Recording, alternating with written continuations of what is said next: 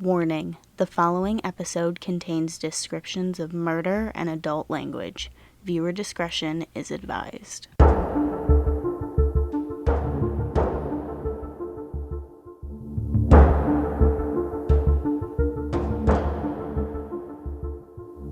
Hello everyone, welcome back to the CMP podcast. This is your host ChristinaPlourd as always.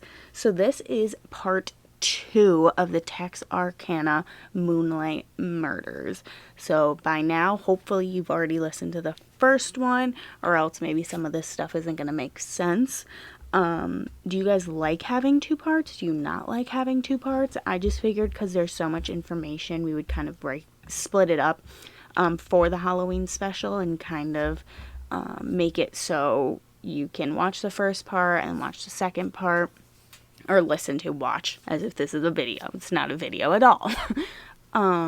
So I mean, you know the spiel. Follow me on Instagram, Twitter, Facebook, whatever it is. Let me know if there's any other stories you guys want to hear. We are almost done with the Halloween special. By the time this episode airs, there will be only 2 days left. Don't forget to enter into the giveaway that does end on Saturday. You can get a shirt and a face mask if you win.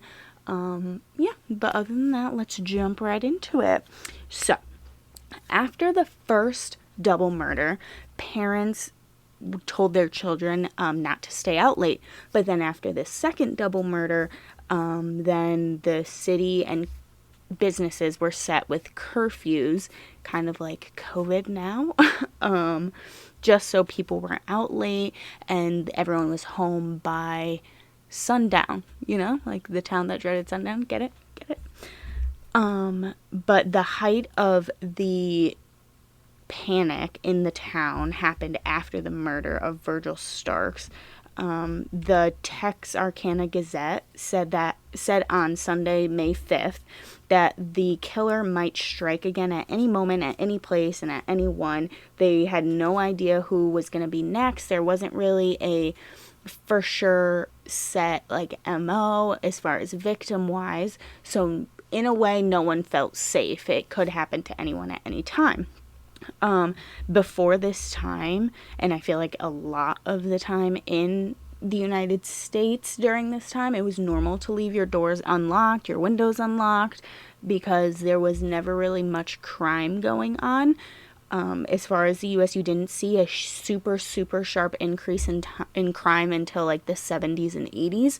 But after these murders happened in Texarkana, that they all started locking their windows, locking their doors, pulling shades, blocking windows, buying guns, arming themselves in any way they can just so they can protect themselves and their family.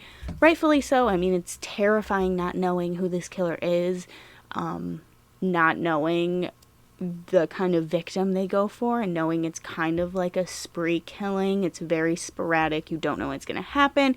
You don't know who it's going to be next. So yeah, I mean, I would be terrified. They nailed sheets over their windows and nailed the windows down so no one could open the window. They used screen door braces as window guards. They bought firearms, locks. Stores were selling out of locks, guns, ammunition, shades, and blinds. The stores were being wiped clean of anything and everything that people could use to protect themselves.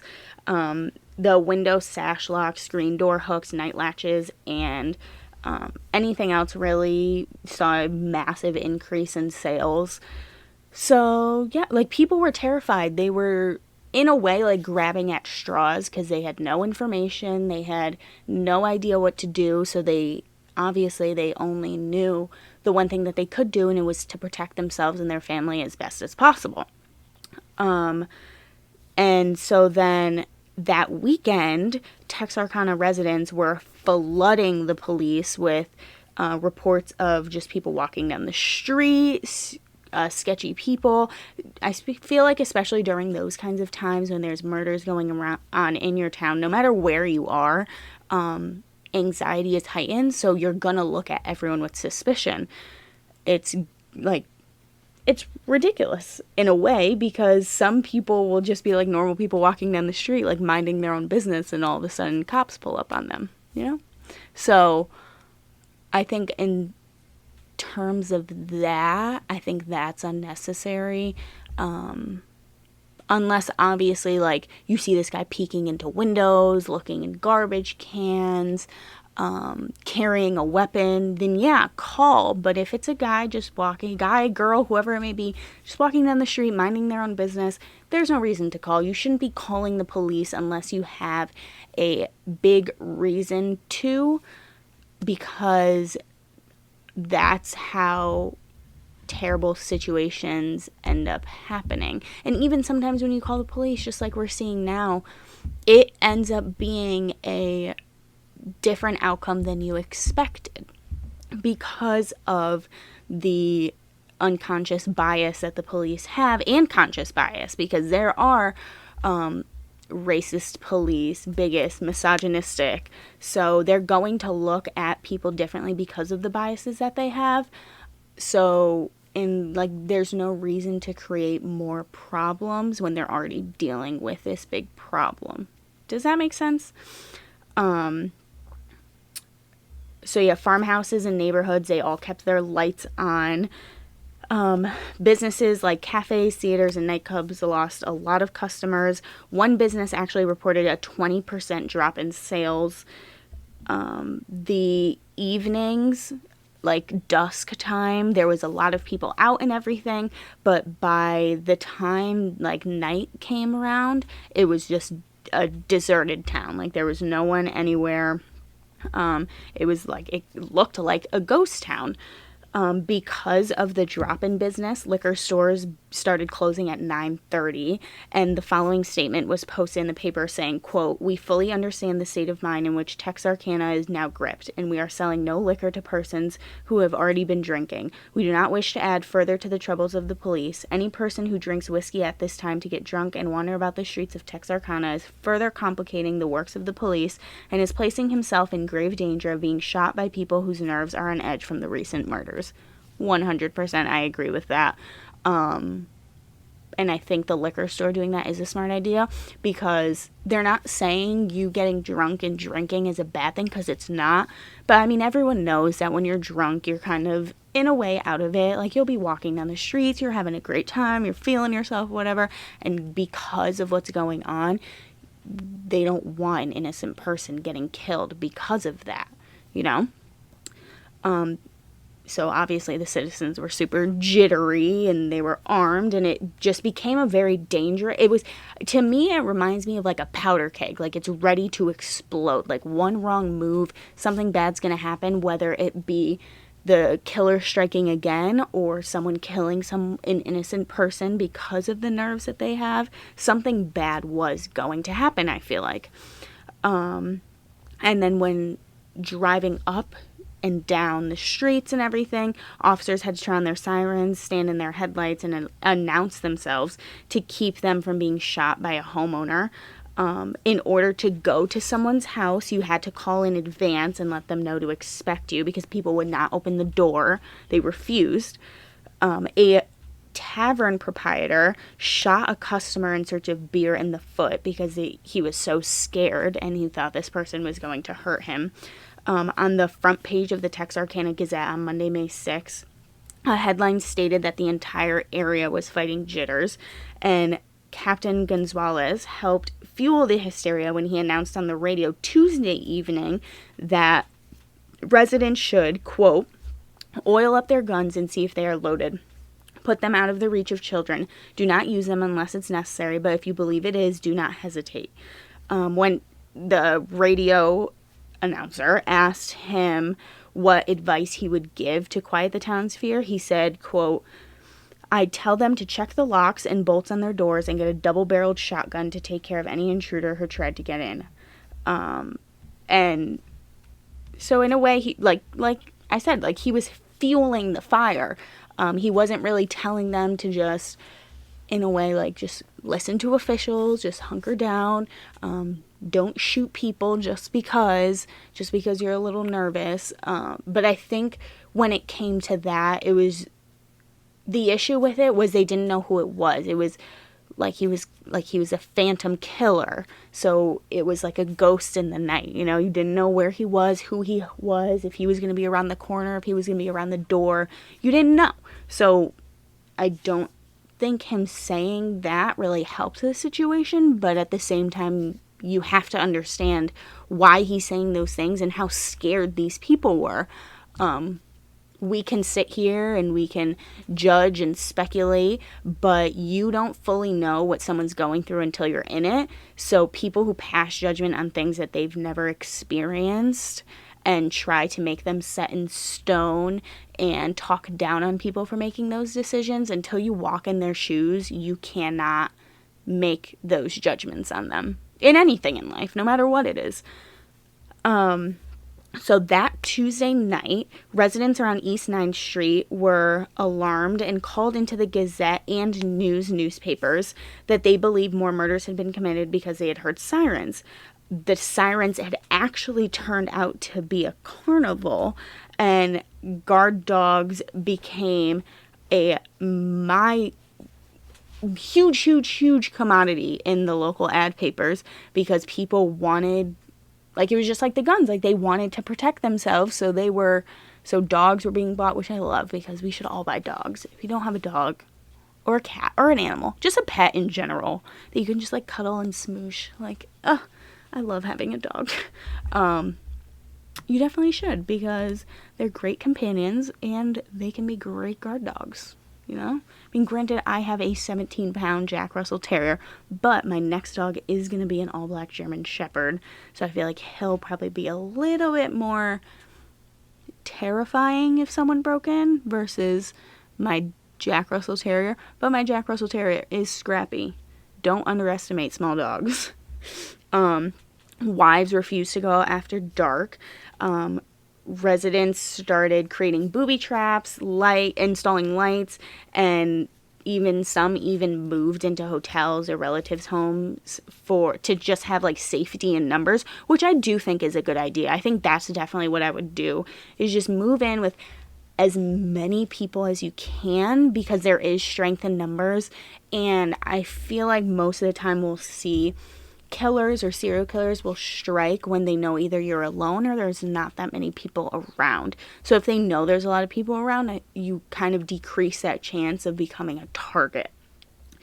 There was overnight watches, and police were questioning anyone who appeared suspicious. They weren't really, until they cleared someone, they weren't taking anyone out of the equation, because they knew it could be anyone. They had no leads. They had no idea who it could be. They had no DNA. They had nothing. And let's remember, we're in 1946. I'm sure if this happened now, we would probably catch them faster because of the technology that we have now. But this is 1946. They don't have that technology. On Thursday, May 9th, the Two States Press, which was a weekly paper published on Thursdays, announced, quote, Texarkana people are jittery, plain frightened, and with reason. Within a period of 6 weeks, 5 people have been murdered in cold blood, and a 6th seriously wounded, escaping death by a seeming miracle. The question in the minds most of the citizens is, when, where, and how soon will another tragedy shock the community, and who will be the victim or victims, since 2 deaths seem to be the design of the killer. After a week of Mr. Stark's death, police departments on both sides of the city were swamped with calls about prowlers and gunshots once again. The reports ranged from, they said, ridiculous to extremely possible, but they had every single officer check them, because obviously, even if a call seems ridiculous to you, you should still check on it. People still want your help, and the police do have their jobs to serve the public. If the public has seen something or heard something, they're obviously going to call because they are terrified. Where was I? I lost my spot. Oh, here we go. Okay. So on Friday, May 10th, officers went to a home on Olive Street that the reports were of strange noises coming from a room upstairs. Officers found a cat in a trash can. And again on Olive Street, they checked another report that a strange man was on someone's porch. It actually turned out that he was just on the porch because it was raining outside and he was waiting for a bus. And so then on Magnolia Street, a report of a prowler bumping up against a house turned out to be a hedge being blown against it. On 16th Street, a family called in and said that they heard a tapping at their door, and it was actually a messenger that was delivering a letter. And then at one point, white-faced calves broke loose around County Ave and slept on lawns. And this frightened residents, and they started calling to report white-faced things in the dark. Gunshots that were heard turned out to be someone shooting at something they thought was a prowler, which was actually just a shadow. Accidental discharges from people loading their guns, and even backfires from vehicles. So as you can see, clearly, people are just... They're blowing it up. They're saying a lot of shit, you know? So as news spread and suspects were searched, the fear went over into other cities such as Hope, Lufkin, Magnolia, and even as far as Oklahoma City. Residents in other cities were stocking up on guns and axes. But after 3 weeks of no murders, the town's fear kind of subsided and they got more comfortable, you know. The concern lasted through the summer and subsided after 3 months had passed. The Texas Rangers left Texarkana little by little through October, and this was not announced, like this wasn't announced to residents or anything, because they didn't want the Phantom Killer to think because they left that now he can strike again. So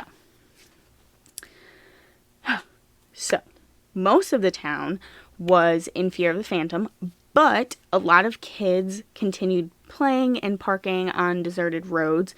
Some of them actually hoped to catch the killer. One night, Chief Deputy Tillman Johnson was patrolling a vacant road with Arkansas State Trooper Charlie Boyd when they came to a parked car.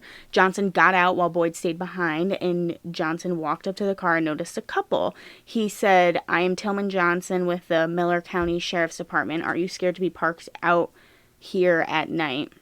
And the girl replied, "You're the one that ought to be scared, mister. It's a good thing you told me who you were," as she revealed that she had been pointing a .25 ACP pistol at him the entire time. So she was ready to go. She was like, "I'm gonna fucking shoot you. Get away from my car." On Friday night, May 10th, Texarkana City police officers chased a car for 3 miles after it was spotted following a city bus. The police shot out the tires and arrested a high school athlete named C.J. Lauderdale Jr. When the officers questioned the teen at the police station, he said that he did not know they were officers because they were driving an unmarked car, so he didn't stop. But I feel like if they're chasing someone, they were probably going to turn on their lights. Unless they, I mean, if they didn't, then obviously, yeah, he didn't know who they were.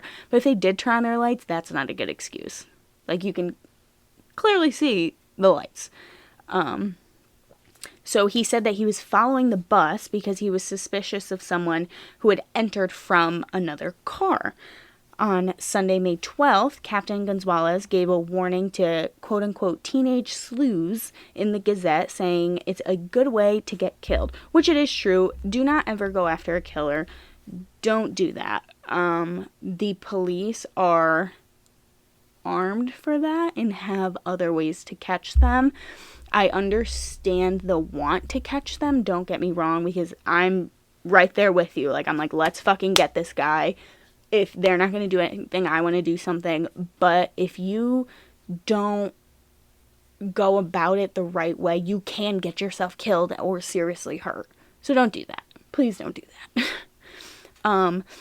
Gonzalez also tried baiting the Phantom by recruiting teenagers, some of whom were sons and daughters of Texas Rangers, to sit as decoys in parked cars while officers waited nearby. Officers volunteered as decoys, some with rear partners, others with mannequins, and after the murders of Booker and Martin, some officers hid in trees at Spring Lake Park. But despite all of these efforts, the Phantom didn't take any of the bait and nothing happened, So it was kind of like he did it and then just like went away. So a lot of people, I think, thought that he was like a drifter, like he wasn't from the town, like he was just like passing by and he was there for like a couple weeks, a couple months, and then bounced. So I don't know. So now we're on to the Phantom Killer description, MO, everything, profile, whatever. So the Phantom Killer name did not happen until after the death of Betty Jo Booker and Paul Martin. In the April 16th edition of the Texarkana Daily News, a heading read, "Phantom Killer eludes officers as investigation of slangs pressed."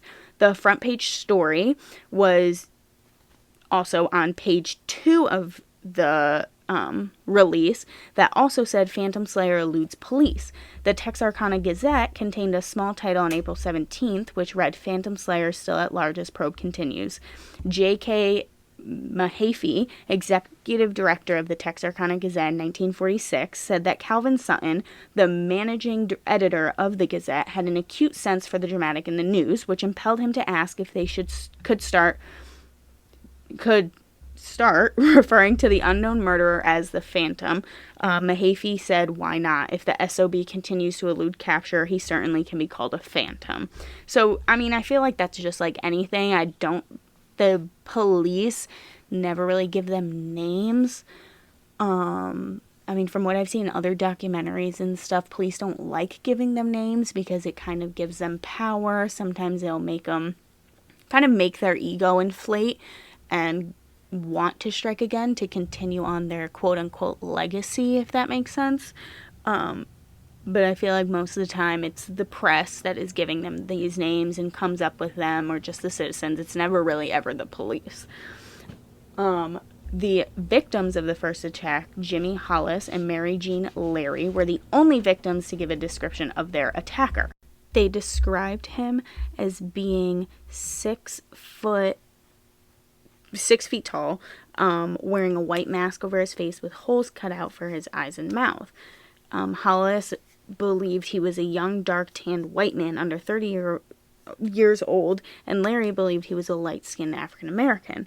The only other surviving victim, Katie Starks, never saw the assailant, so she couldn't give a description.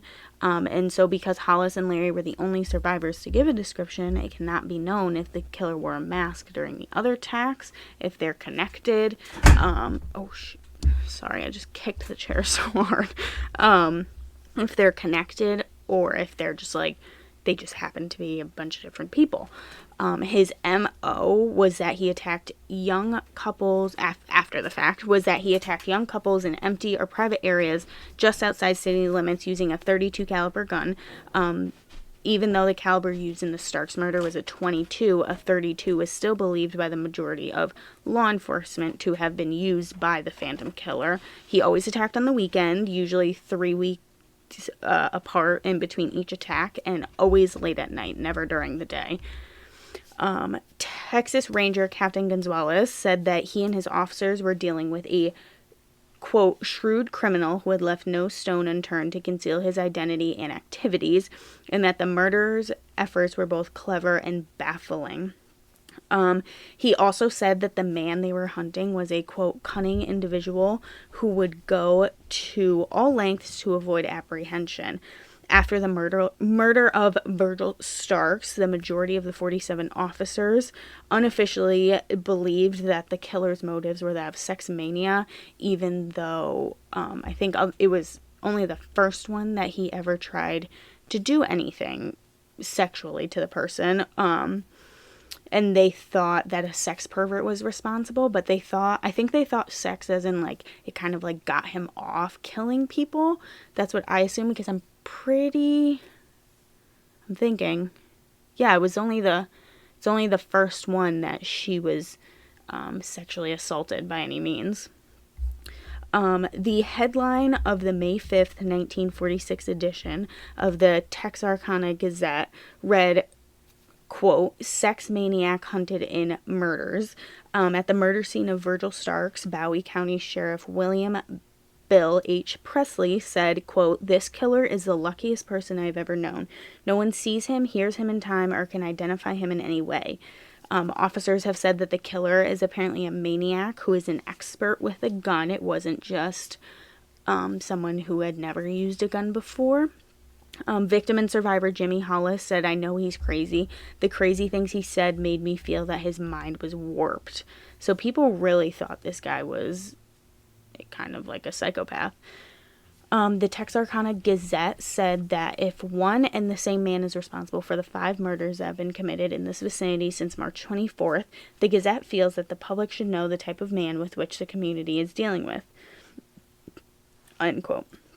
The newspaper then asked Dr. LaPalla for the following interview, and this interview was sought and given only in the interest of the public, and the intent wasn't to alarm anyone, is what they said, but to give everyone the benefit of what is considered an expert opinion as to the mental behavior of the man sought in these crimes. So it's kind of like what we're doing now with podcasting, like it's just trying to like make sense of what's going on and maybe get someone to realize something, like as far as someone around them who might be acting similar to the killer that they think, and just to also educate people on this thing. Dr. Anthony LaPella was a psychologist at the Federal Correctional Institution in Texarkana. He believed the killer was planning to continue to make unexpected attacks such as that of Virgil Starks on the outside of town and not coming into the inside. He believed that the same person committed the murders of Virgil Starks, Betty Jo Booker, Paul Martin, Polly Ann Moore, and Richard Griffin. He believed that the killer's age was somewhere between his mid-30s and 50s. The killer was motivated by a strong sex drive and that he was a sadist. The person who would commit these crimes is intelligent, clever, shrewd, and not apprehended. Additionally, according to his theories, the killer knew at all times what was being done in the investigation, knew that vacant roads were being patrolled, which is why he chose the house on a farmland. He pointed out that his statements were theories that were based on a large number of people who have committed similar crimes, and just so people know, like, not to rely solely on his opinion, because he doesn't know the person just as much as you do, so he's just taking his past experiences and trying to, in a way, like, put together a profile of him. It's like what the FBI does. Like, they come in, they get a profile, and it kind of helps the police, like, narrow it down of exactly who could have done this. In many cases like these, the killer is never apprehended, and in some instances, he will divert attention to other communities where it is believed the crimes are committed by a different individual, or else he will overcome the desire to kill and assault people. So, honestly, when I read that, I automatically think, like, who was involved in the investigation? Who in the investigation was talking to other people about the investigation? Who's asking for information on the investigation that the public doesn't already know? You know, like, the killer is trying to keep track of where the police are going, what are they doing, just so he can kind of figure out what his next move is, you know? LaPalla said that the murderer is not a Dr. Jekyll and Mr. Hyde type of person. If you don't know who that is, it's a story about a man who kind of has someone else inside him, so it's like a split personality. Like, one minute he's Dr. Jekyll, the next he's Hyde. It's like two different, one minute he's nice, the next he's mean, type like that. He could be leading a normal life, appearing to be a good citizen, that the killer is not a veteran, because if he had served in the armed forces for even a year, his maniacal tendencies would be very apparent. He said that the murderer was not necessarily a resident of the area, despite his knowledge of it, and that all of the attacks show evidence of cool and cunning planning of what he was going to do. He said that the strengthening of the police force could not scare the killer away, but that he would willingly leave due to the difficulty of committing a crime. Quote, "This man is extremely dangerous. He works alone and no one knows what he is doing because he tells no one." He added that the killer may have reasoned in past crimes that the only way to remain identified is to kill all persons at the scene. So it's not like he went in trying to kill them. It was they saw something. If I don't kill them, they're going to catch me and I'm going to go to jail. And then that's kind of where it started snowballing. LaPaula did not believe the killer was a black man because in general, their quote, in general, their crimes are not that clever. Which is super fucking rude. People are smart. Like, what the fuck? Doesn't matter just because of your skin tone. Racist ass motherfucker. Excuse me. So, all in all, after all of this, over almost 400 suspects were arrested. 400. In the Hollis and Larry case, none were arrested. In the Griffin and Moore case, 200 people were questioned and the same number of false tips and leads were checked. 3 suspects were taken into custody for bloody clothing, 2 of whom were released after officers received, quote, satisfying explanations. I don't fucking know what that means. The remaining suspect was held in Vernon, Texas for further investigation, but he was cleared of any suspicion. I don't know why, I don't know who it was, but he was cleared because they found something. I don't know. And so this is a long one. So in the Martin and Booker case, a taxi driver became a major suspect because his cab was seen in the vicinity of the crime scene that morning.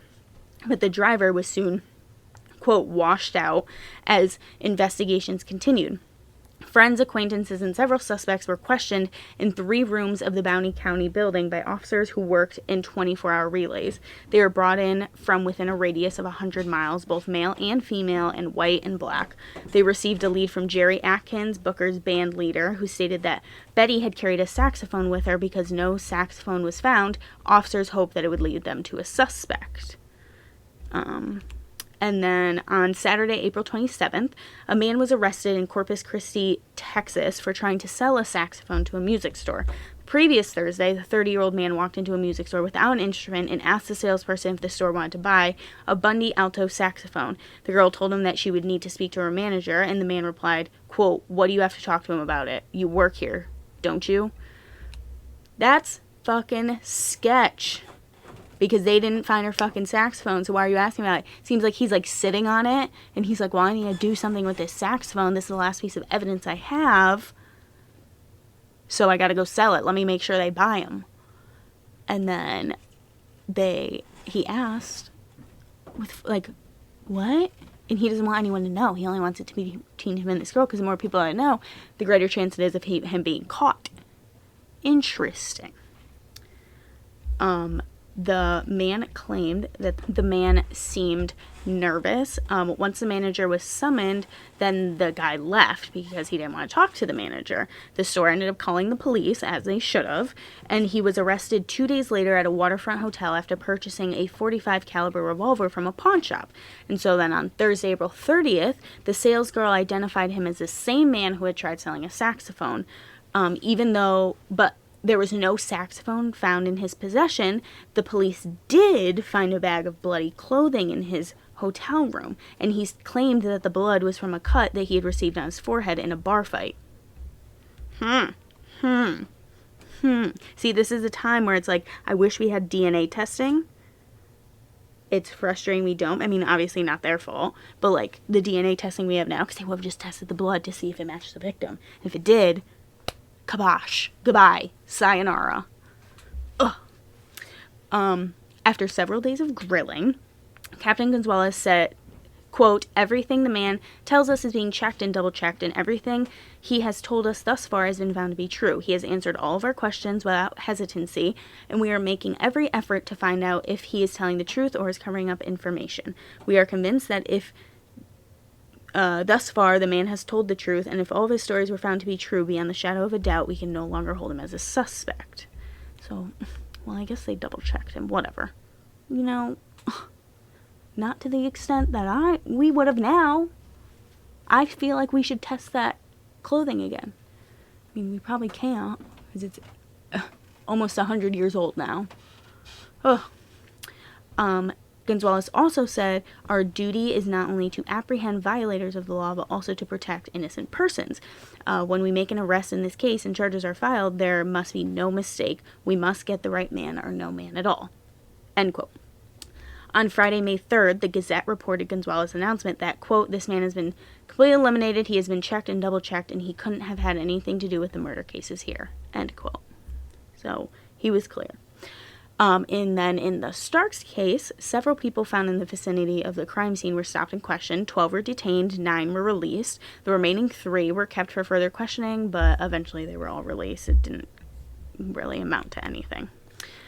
However, guys, we do have a prime suspect.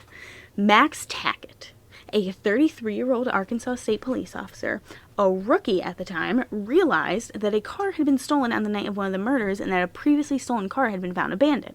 On Friday, June 28, 1946, Tackett found a car in a parking lot that had been reported as stolen. He staked out the car until someone came back to get it, then arrested a 21-year-old woman, Peggy Swinney.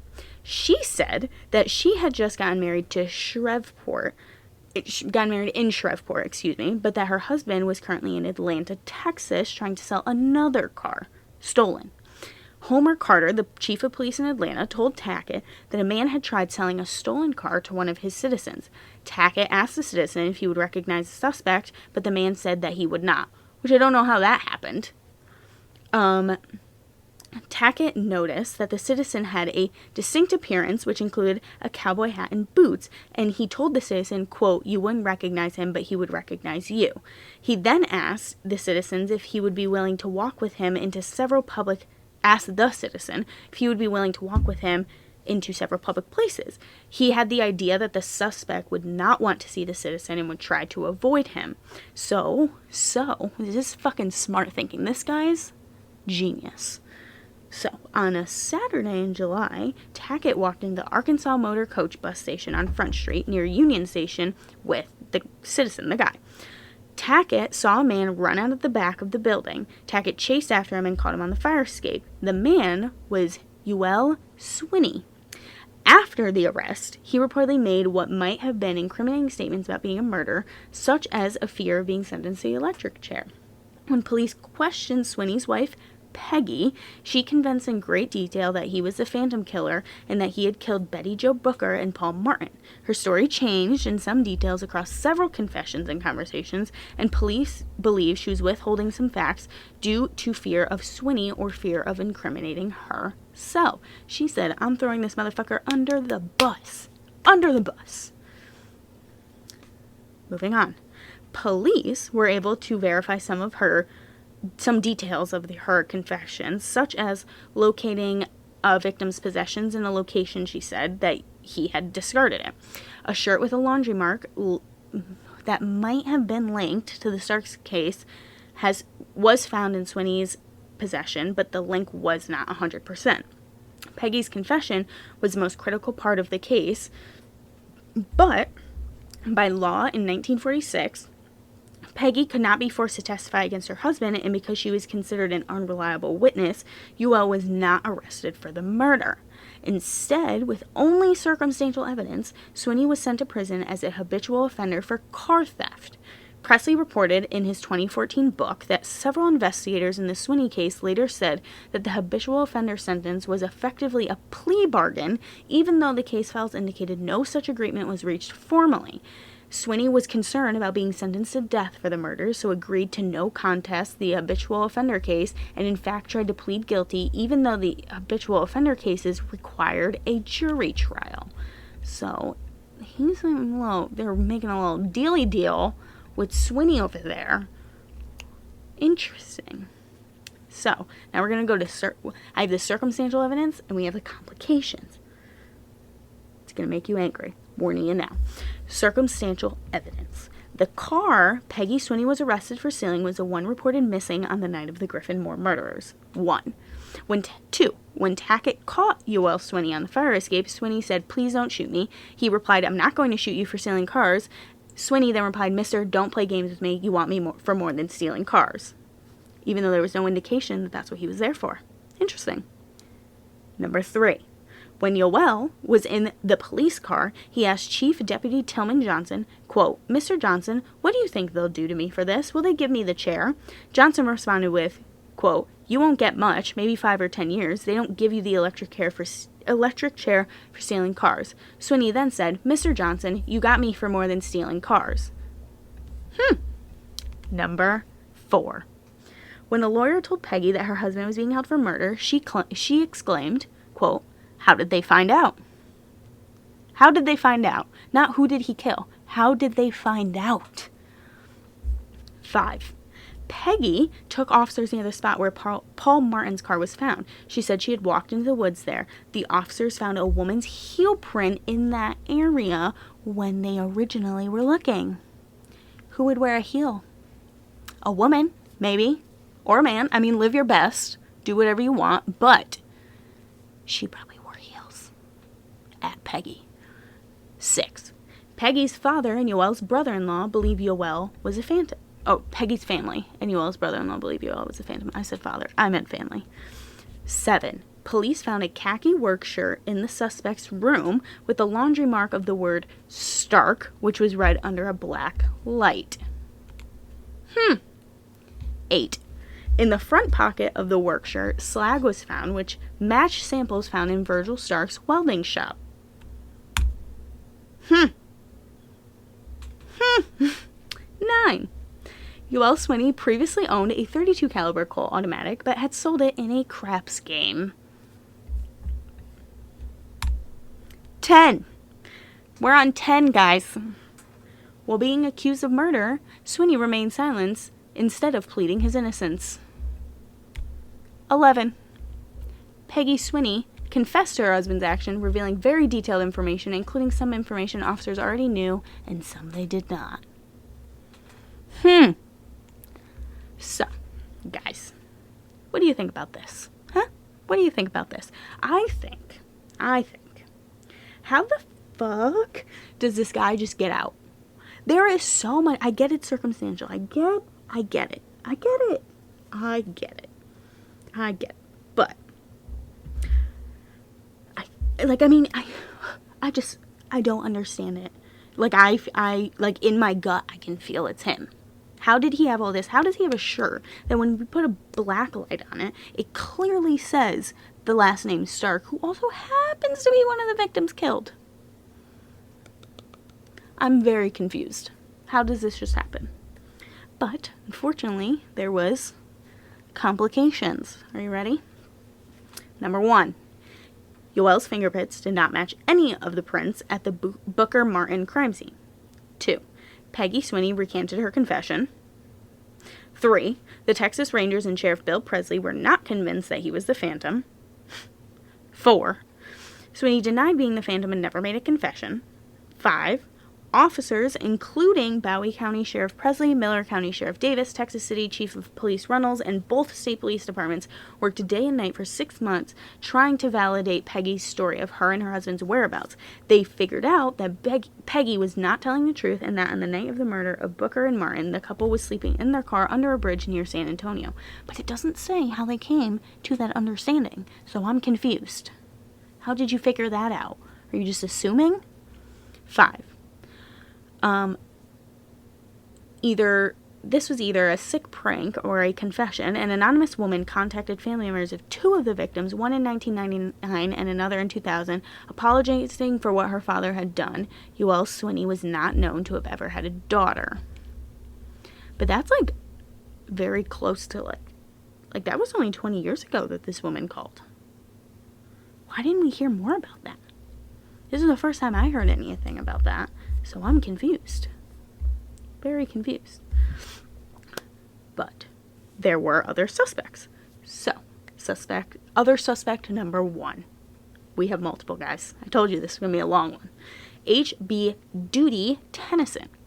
On November 5th, 1948, an 18-year-old freshman at the University of Arkansas, Henry Booker Duty Tennyson, was found dead in his bed at home in Fayetteville, Arkansas. Washington County Sheriff Bruce Sider discovered that he had purchased cyanide of mercury on November 3rd, stating that he was going to use it for rat poison. A note was found reading, I'm going to read it, quote, "The opening to my box will be found in the following few lines. In a tube of paper is found rolls on colors and it is dry and sound. The head removes, the tail will turn, and inside is the sheet you earn. 2 B's mean a lot when they are together. These clues should lead you to it. So, what the fuck does that mean? I don't fucking know. The opening to my box will be found in the following few... Oh, wait, no. I already read that part. See, I already started. So, a note was found inside a fountain pen marked BB for, quote, double broad nib. What the fuck does that mean? Poison was found on the cap. The note inside the pen contained clues to the combination of a lockbox. They didn't want to play fucking games with this guy, like he's trying to turn this into a game. The police forced the box open, and inside was a Viewmaster with several rolls of film of Mexico and a stack of papers. Under the stack of papers was a note confessing to the Texarkana killings. The note read, quote, "To whom it may concern, this is my last word to you fine people, and you are fine. I want to thank you for all the trouble that you've gone to send me to college and to bring me up. You have really been wonderful. My thanks to Ella Lee, Miss Mickey, the owner of the house he was rooming in, for letting me stay with her during my college career, and to Belva Jo, Miss McGee's 12-year-old daughter, for putting up with me the way she did. She had to know, but I fell in love with her about a week ago. If she was older, I would have asked her to marry me, but that would be impossible. Why did I take my own life?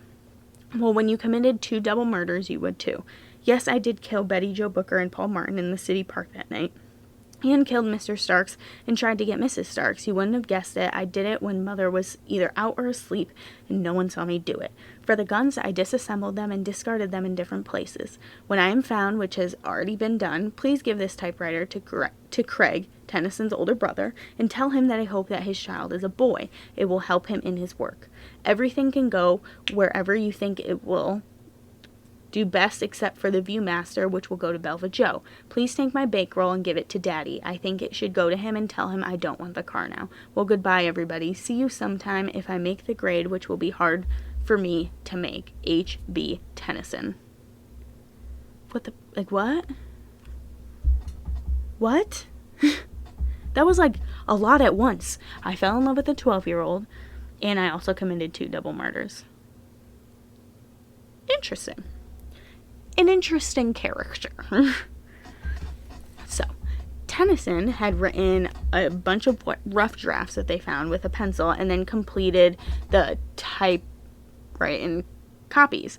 He even created his own newspaper headlines mentioning his body being found. One read, UA student found dead. Another, UA student commit suicide. Printed words on a sign read, do not disturb, death in the making. He wrote his own epitaph, which is like the writing that goes on your headstone, and it says, here lies H.B. Tennyson, born February 12, 1930, died October 2nd, 1948. He committed suicide for the happiness of his family. May he rest in peace. Amen. Super dark. Love it. He had everything figured out.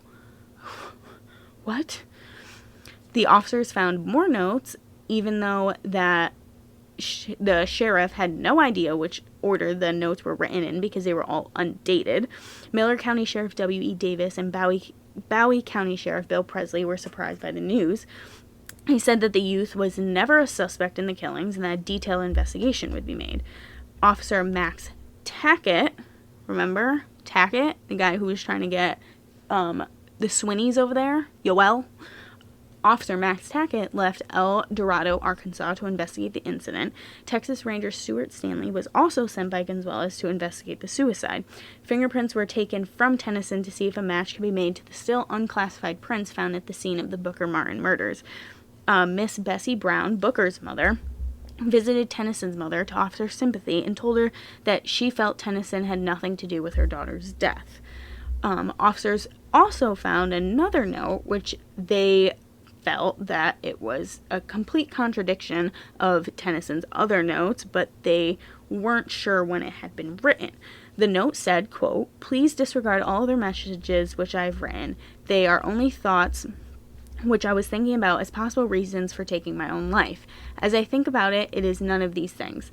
They are not the reasons for this incident. There's a much later point to it all. Happiness. Yes, happiness. If I am out of the way, all the family can get down to their own lives. Mother will not have to worry about me making my grades, and Daddy will not have to put out more money on me, which would do no more good than it did in high school. No one will have to worry about me, keep having to push me through the things which would be best for me.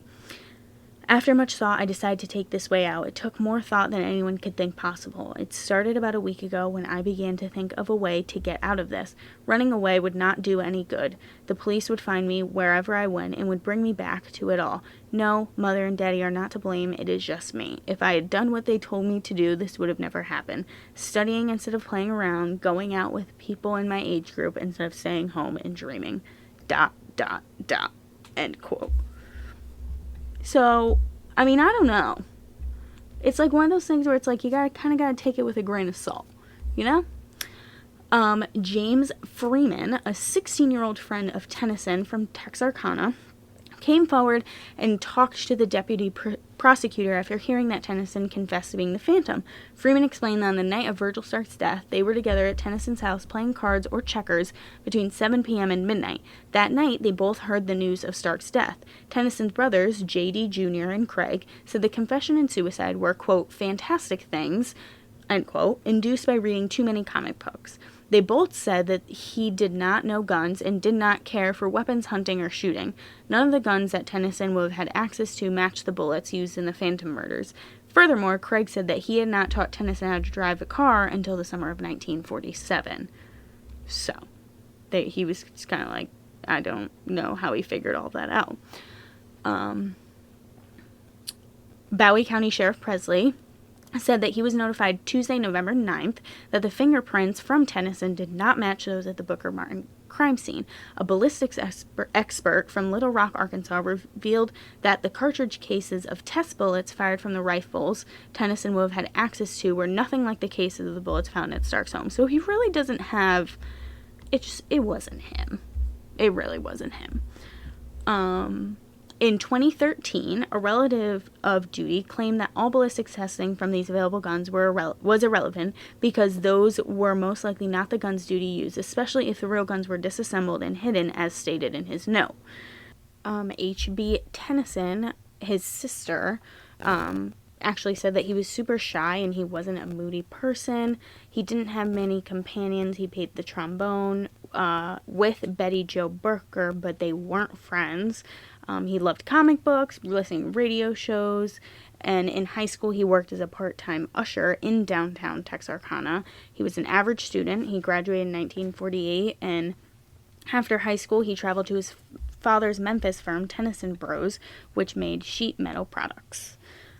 He is now buried in Hillcrest Cemetery at U.S. Highway 67 West after swallowing cyanide poisoning, which is super sad because anyone ever killing themselves, like having to get to that point, being pushed to that point, it's heartbreaking, you know?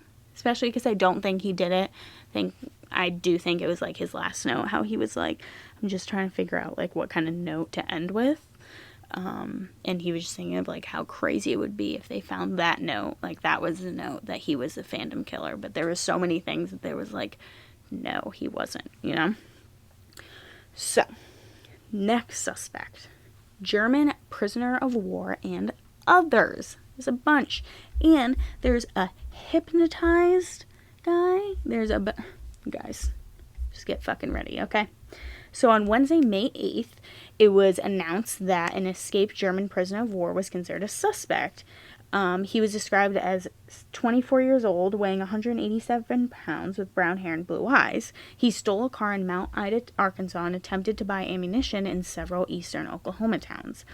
Late at night on Tuesday, May 7th, a 45-year-old black man named Herbert Thomas was flagged down by a hitchhiker in Kilgore. The hitchhiker offered $5 and said that he needed a ride to Henderson because his mother was seriously ill. Thomas said that he would not normally have given the man a ride, but felt like he needed to because the man told such a sad story. When they neared Henderson, the hitchhiker pulled out a pistol and told Thomas to keep driving or he would kill him like the 5 people he killed in Texarkana, mentioning Paul Martin and Betty Jo Booker by name. This is why we don't pick up hitchhikers, guys. Make sure you know everyone in your fucking car. Don't just pick up a stranger. Don't do it. The man told Thomas that he was not done with killing and that he was going to return to Texarkana to kill Martin's father, even though he the suspect didn't realize that Martin's father was already dead. The man then ordered Thomas to turn around in Lufkin and drive him back to Kilgore and threatened that if Thomas followed him, he would trail and kill Thomas. The man then stole back his $5 as well as an additional $3. Thomas drove back to Kilgore and reported the incident to the police and described the man as being 5'8", 130 pounds, about 27 or 28, with red hair, wearing khaki trousers and a GI jacket. So basically, he fucking got in the car, pulled a pistol on him, and then told him, bring me back to where you just picked me up from and give me my $5 back. What's the need for that? Like, what does that do? What?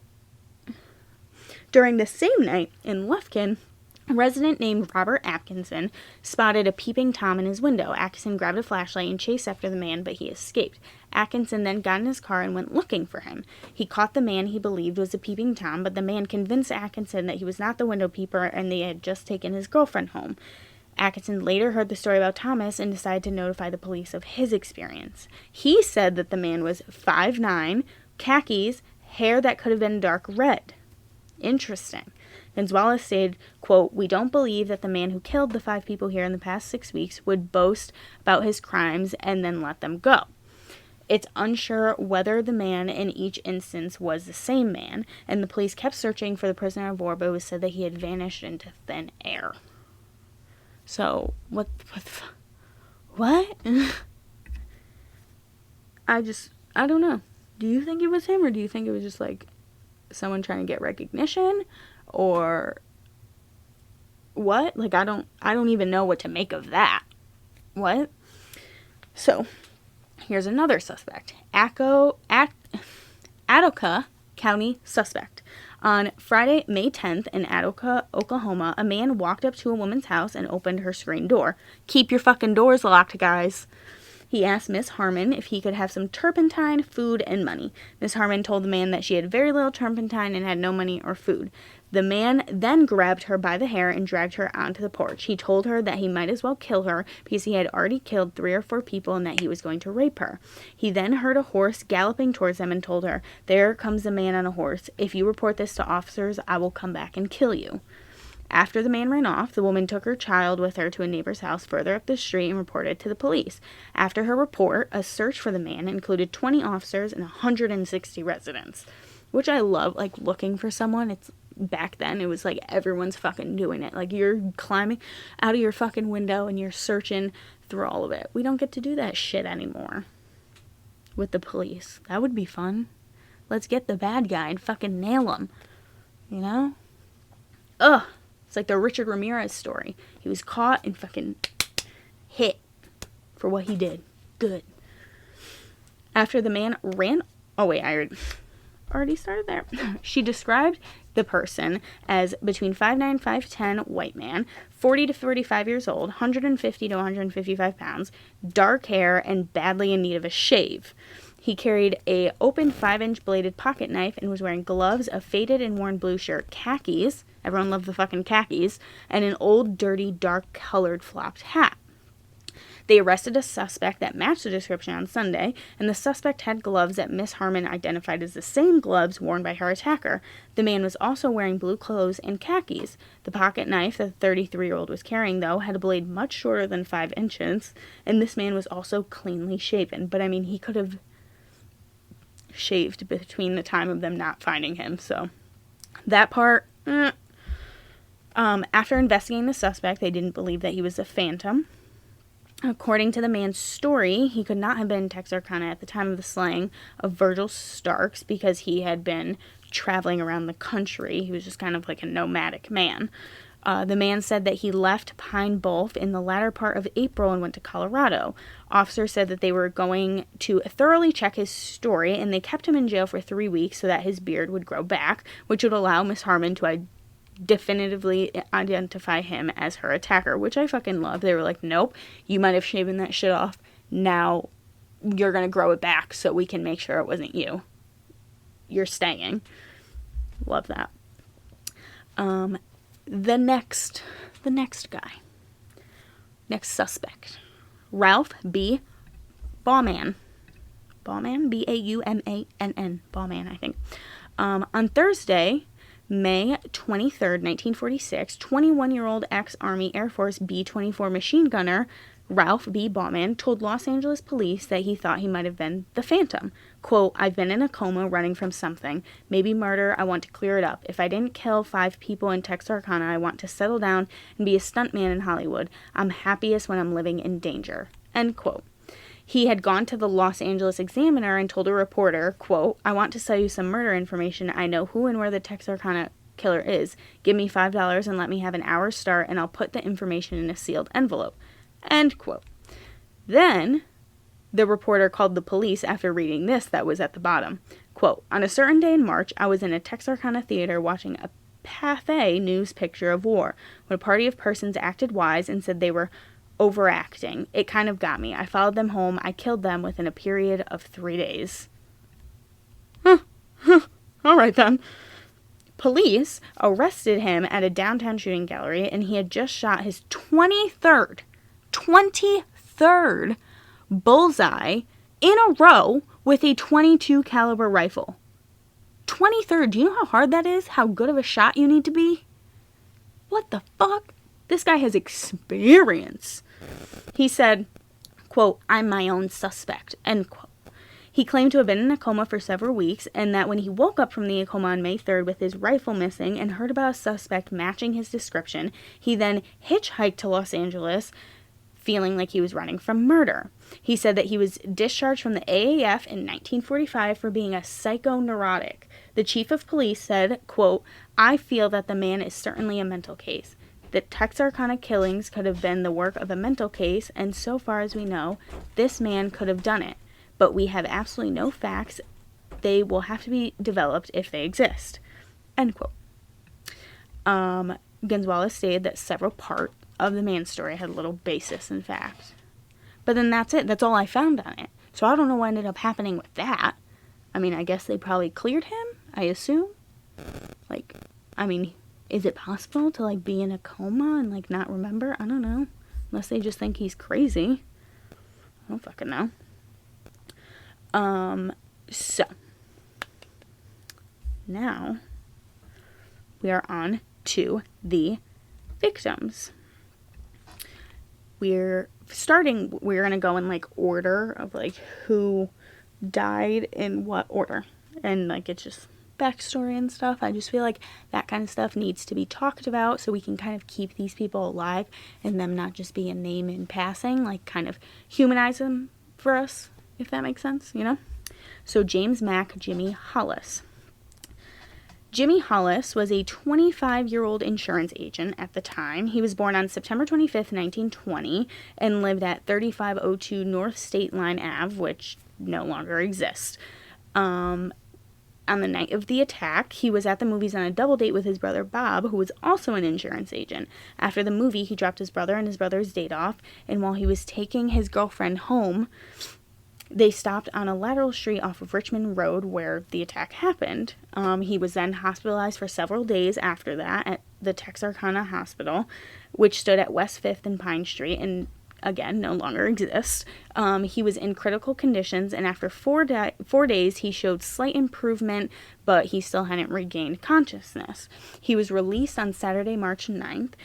His doctor told him it would be some time before he was 100% healed, and that he was not to work for 6 months. By the middle of May, he was still recovering. 3 months after the attack, he said, quote, I still get nervous when I think about it at night on the street, even downtown, end quote. He was questioned several times by officers after the other killings.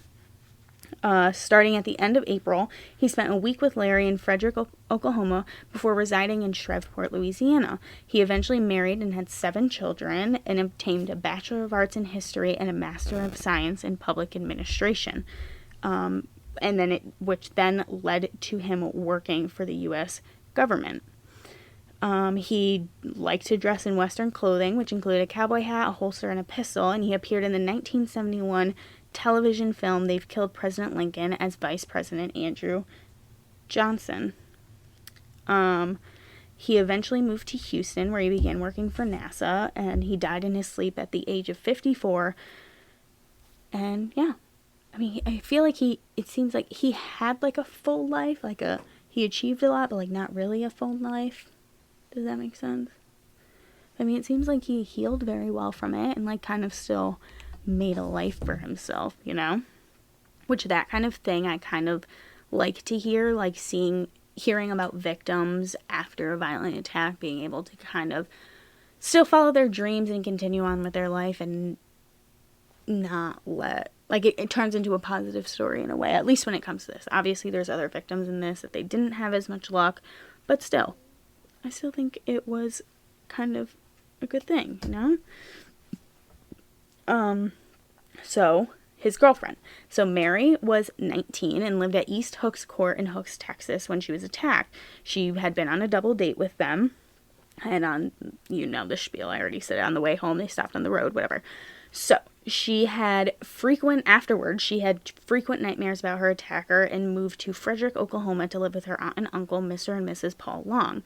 Her aunt said that for the first time in Mary's life, Mary was extremely nervous and would not go upstairs by herself or sleep alone. I mean, obviously, she was fucking attacked by a killer. Yeah, I wouldn't be able to sleep either.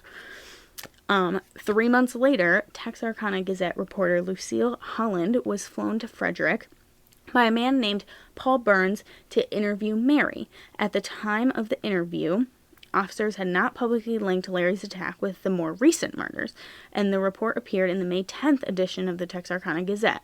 Larry said, quote, "I would know his voice anywhere. It rings always in my ears. Why didn't he kill me too? He killed so many others." End quote. She described her attacker as a light-skinned black man, which was different from Hollis's dark-tanned white man. After the first double murder, she went to Texarkana to talk to the police with the hope that they would connect the incidents and identify the murderer. But the Rangers questioned her story and insisted she knew who her attacker was, which is so fucked. Like, it's shit like that not, like, with murders and stuff, I mean, with attacks and sexual assaults, that people don't want to come forward because people don't fucking believe them for why. Like, just because you assume, you should always believe people. It makes me so angry when I find, oh, well, what were you wearing? What were you doing? Blah, blah, blah. I don't believe you. I think you know him. Fuck you, bro. She's telling you, like, no, I don't fucking know this person. I want to help, but I don't know him, but I think they're linked, and they're just like, you're lying. I hate people. After the second double murder, a Texas Ranger went to Frederick to question her again. She died in Billings, Montana of cancer in 1965 at the age of 38. She was young, which is super sad. It's stuff like that. Like, I wish she would have just, like, been able to live longer, you know? Because that was only 20 years after she was attacked, she died. Like, what the fuck? Oh. Richard Griffin was born on August 31st, 1916. He was a 29-year-old war veteran who was discharged from the Seabees in November 1945. He was a carpenter and painter and handled his own contracting. He was living with his mother, R.H. Griffin, at 155 Robinson Court, which was built for servicemen returning from World War II and has since been demolished. He attended school in Linden, Texas, and Union Chapel, Cass County. He was last seen alive around 10 p.m. on Saturday, March 23rd, in a West 7th Street cafe with his sister Eleanor and her boyfriend J.A. Proctor. He was also seen earlier at another West 7th Street cafe by friends around 2 p.m. And they never really... So I'm sorry about that. My boyfriend started his car. But they never really saw him again. And they found his body because of this stupid motherfucker who had to fucking come along and steal someone's life because God knows fucking why. Do you feel better about yourself, sir? Because you just ruined someone's life. Thank you. Sorry. Shit just makes me fucking angry, I'm telling you. So, Polly Moore, born on November 10th, 1928, graduated from high school in 1945 in Atlanta, Texas at the age of 16. 16? I graduated high school at 17 and I was young for that. People usually graduate at 18. How is she graduating at 16? Was it different back then? I have questions. She had worked for the Red River Arsenal, now Red River Army Depot, as a checker since July of that year. The 17-year-old was living with her cousin, Miss Ardella Campbell, in a boarding house at 1215 Magnolia Street, which was demolished during the widening of State Line Ave. She had been dating Griffin for 6 weeks at the time of her death, and friends described her as being homey as she did not go out with boys much. She was last seen with Griffin on Saturday at 2 p.m. at West 7th Street Cafe, at a West 7th Street Cafe, and later around 10 p.m. at another cafe on West 7th Street, after having dinner with Griffin's sister, Eleanor, and Eleanor's boyfriend. A picture of her at her former home in Douglasville, Texas, with her arm wrapped around a black and white dog, was found in her purse, which sat beside her on the seat. It was printed in the next morning's paper, and she was also wearing her class ring with the inscription Pam 45, which helped the police identify the body. She was a baby. She was just starting her life. Really, makes... Ugh. Paul James Martin. He was born in Smackover, Arkansas on May 8th, 1929. Paul Martin was a 16-year-old high school junior at the time of his death. He had worked in his family's ice plant in Kilgore when he was young. His brother, R.S. Martin Jr., described him as a quiet kid. He was a member of Beach Street Baptist Church, the same church as Betty Jo Pooker, and he completed the 9th grade at Arkansas Junior High and then attended the Gulf Coast Military Academy in Gulfport, Mississippi in 1945, before going to school at Kilgore.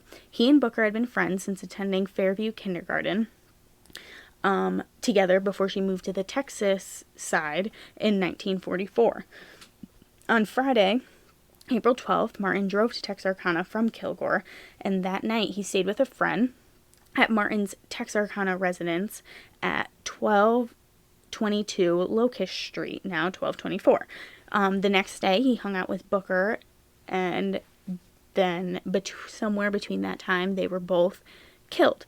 He was buried at his church, Beach Street Baptist, on April 16th during heavy rainfall. His mother said that she had objected to his trip to Texarkana, not due to danger in the town, but because she feared he might wreck his car while driving alone, and she didn't want him to be abandoned on the side of the road and not have anywhere to go. Rightfully so. I mean, she's a mom, she's gonna fucking worry. This is, I'm gonna read all of them to you about, all of these different people that were affected by this guy. But they were all good fucking people. They had dreams and aspirations, and they were young, and this motherfucker came around. And the fact we haven't caught him yet, it makes me so angry. Whoever he is, I hope he's getting his fucking fair share of karma, that's for sure. Betty was born on June 5th, 1930. She was a 15-year-old junior at Texas High School at the time of her death, and she was raised in the church, just like Paul Martin, and she was a member of the Beach Street Baptist Church. She was also a member of the Delta Beta Sigma sorority. She was one of 4 officers in her high school band and played the Bundy E-flat alto saxophone, the one that the guy from the music store had. Cough, cough. In Jerry Atkins' orchestra, the Rhythmeers, who would play at proms and other events. In 1937, several years after the death of her father, her mother Bessie married her stepfather Carl Brown, an employee of the Gifford Hill Company. Betty and Paul Martin had been friends since they went to kindergarten together on the Arkansas side until she moved to the Texas side, as we went over before. Yes.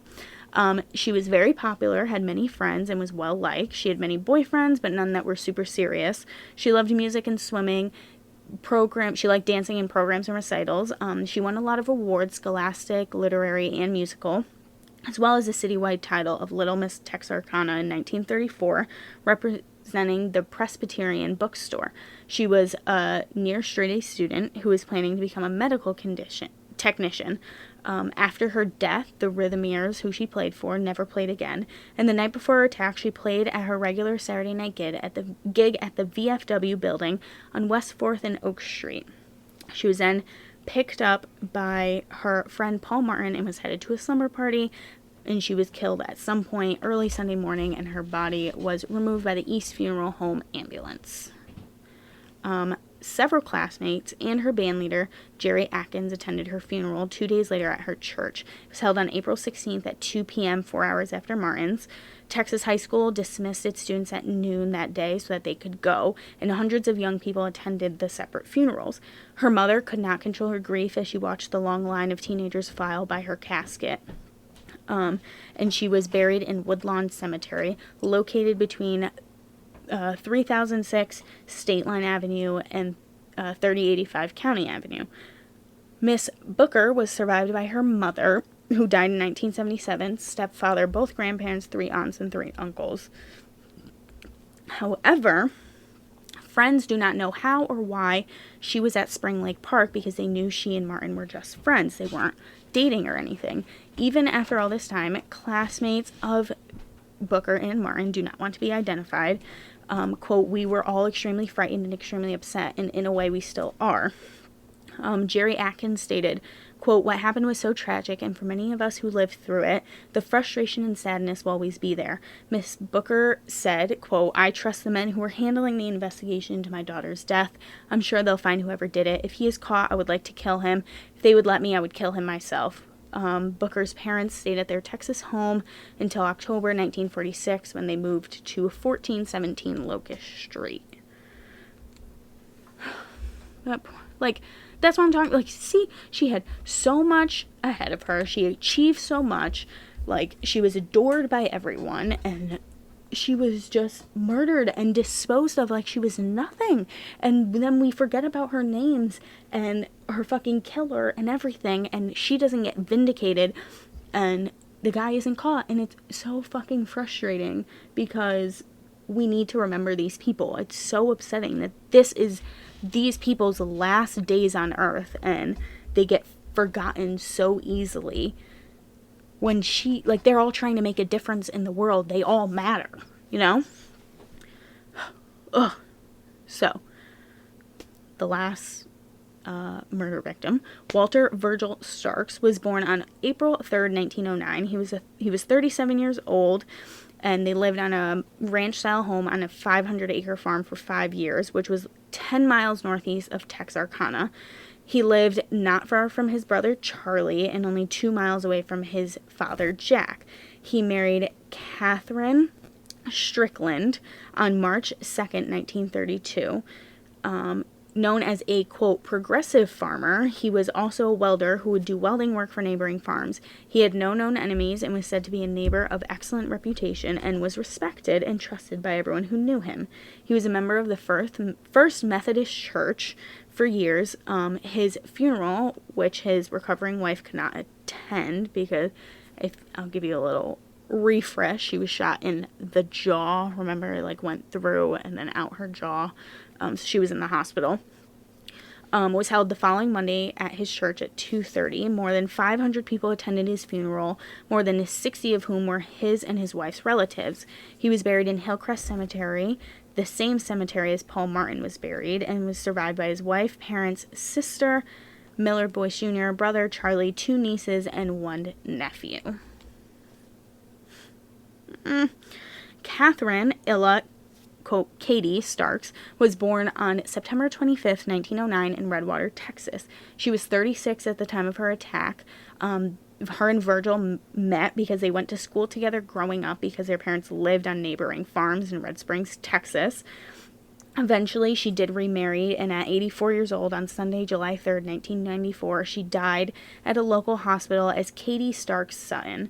Her funeral was held at 10 a.m. on Wednesday, July 6th. She was survived by her husband, Forrest Sutton, 3 sisters, and a number of nieces and nephews. She was buried right next to Virgil and is now between both husbands. She was a retired office manager of American Optical and a member of the First United Methodist Church. And those are the victims of the Texarkana Moonlight murders. Who we need to remember, because fuck whoever, the Phantom Slayer, whatever that fucking guy's name is, screw you, sir. Sir. And we have one last piece of evidence. So, let's fast forward to 1956.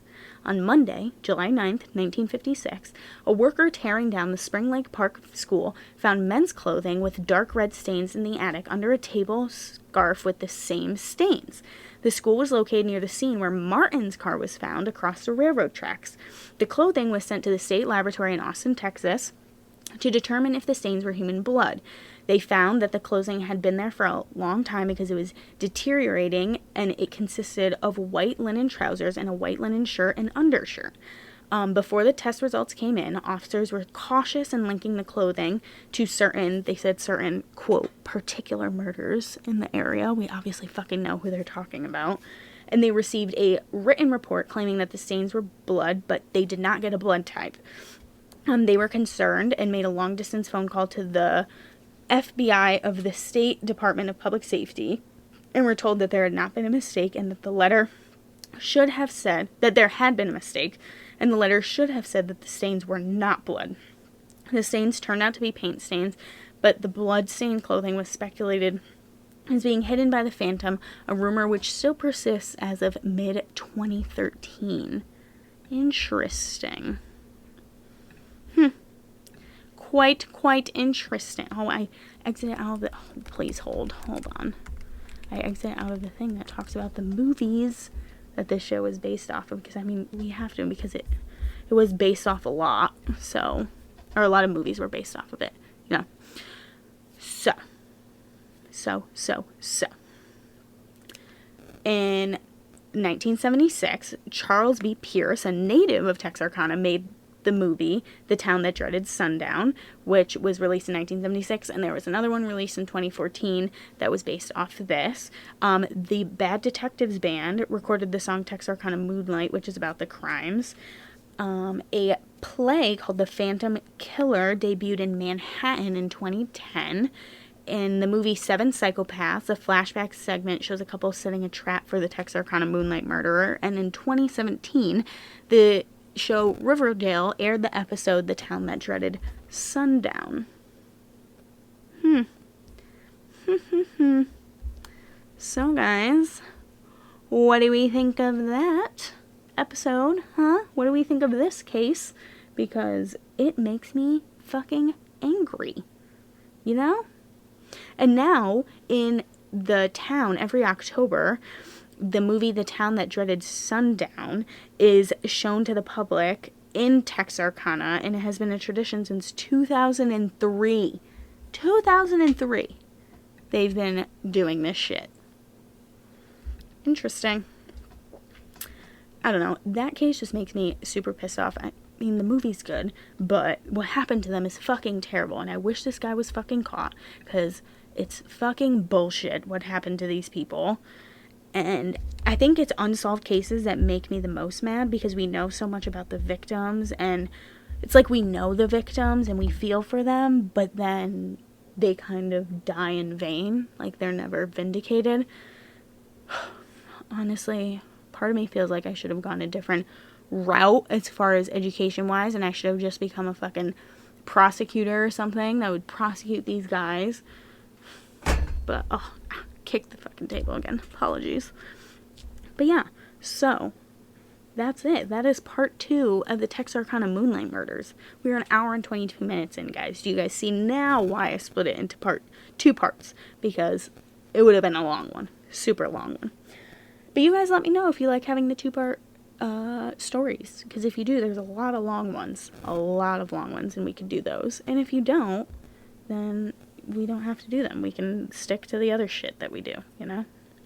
So don't forget to enter into our giveaway. Like I said, by the time you listen to this, you will have 2 days left to enter. It ends on Saturday, on Halloween. Guys, on Halloween. I hope you guys have a fun and safe Halloween with the people you live with. Please don't go out. There's no reason to spread COVID. Let's not, because the faster that we wear masks and listen to health officials, the faster that this shit will be over and we can all go back to being friends and hanging out at shit, you know? So please wear a mask, and please vote if you haven't already vote, or if you're voting November 3rd.